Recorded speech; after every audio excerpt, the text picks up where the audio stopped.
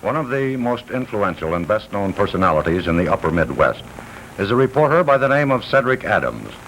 He spends about 17 hours a day writing a column for the Minneapolis Star and Tribune and broadcasting for WCCO radio and television.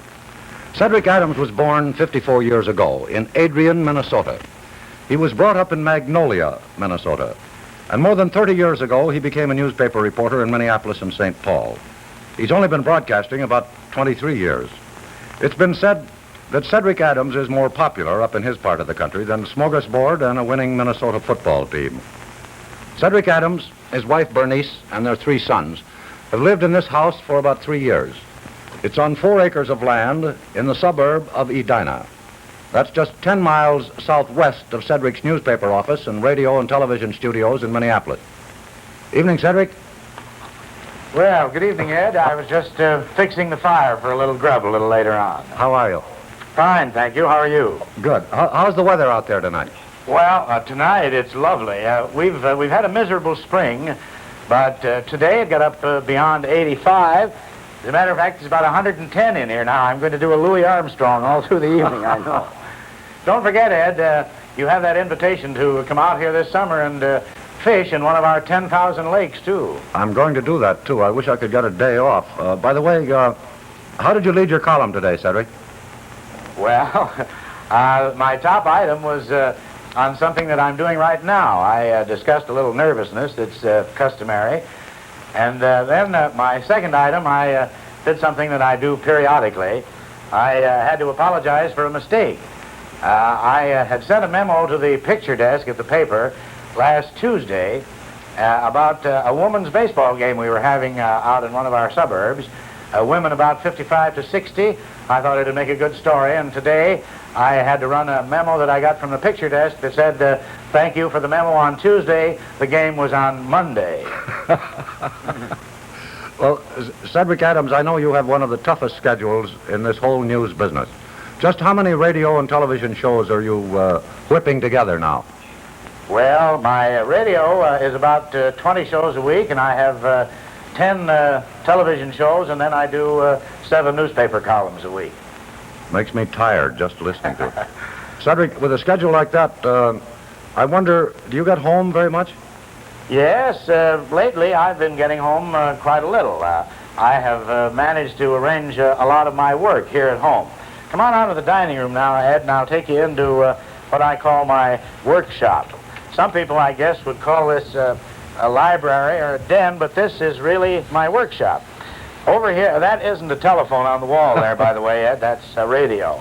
Over here we have the teletype machine. I have 4 of these, one here, one at my newspaper office, one at the radio station, and one out at my boat on Lake Minnetonka. The broadcasts come in here, and I broadcast from home, and then I also arrange to write my column every morning on here and send it down to the newspaper.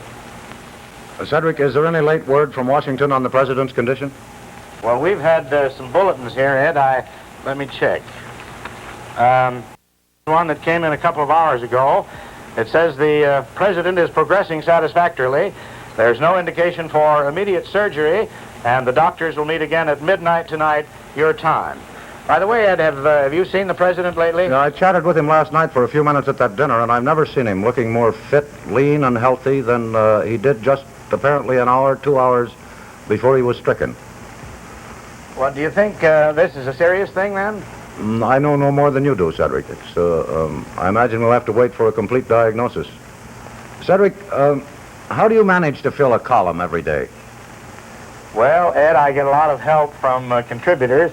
I'm getting mail of about 500 or 600 letters a week. We have from 25 to 50 callers every day, and then I get about 200 telephone calls a day, and then I steal a lot. Do you ever have time to have any fun? Oh, yes, we have a lot of fun. Will you pardon me just a minute, Ed? Sure. Boys, I think he asked for it, so will you get the props ready? Yes, here's one of the great sources of fun that I have, Ed. This is a picture of our boat out on Lake Minnetonka. We're just about 12 miles or 15 or 20 minutes from Lake Minnetonka, and I have the boat fixed up as I do my home. I have a teletype on it, and I can broadcast there, and we spend about 6 months out there every year. But you asked for some fun. This is the microphone, by the way, that we use for the broadcast. Is that a real admiral's cap you have there? No, that's a captain's cap. I got that from the captain of the USS St. Paul, Captain Ernest von Heimberg. And he wore that cap when the USS St. Paul fired the last shot in World War II against Tokyo. So that's one of my prized possessions. It really is. Well, come on down into the living room now, Ed. My wife and kids are dying to meet you. Good. And I think we can have a little fun, too. I'm sure.